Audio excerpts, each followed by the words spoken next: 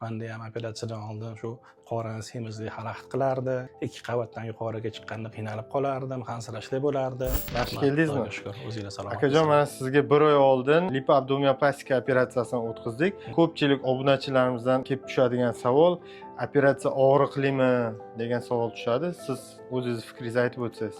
Mani fikrim, operatsiya unaqa hech qanaqa og'riq sezmadim.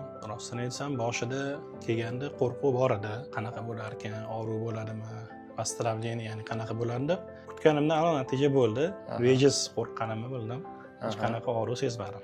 Operatsiyadan keyin qiyinchiliklar bo'ldimi, yo'qmi? Восстановление, ya'ni reabilitatsiya davrida. Yo'q, operatsiyadan keyin ortiqcha qiyinchilik sezmadim. Shu yaxshi, rahmat shifokorlarning e'tibori bilan, qarashlari bilan men bir kunda oyoqqa turib ketdim. Xuddi shunaqa lipoabdominoplastika operatsiyasiga muhtoj bo'lgan ayollarga va erkaklarga tavsiya qilasizmi shu operatsiyani?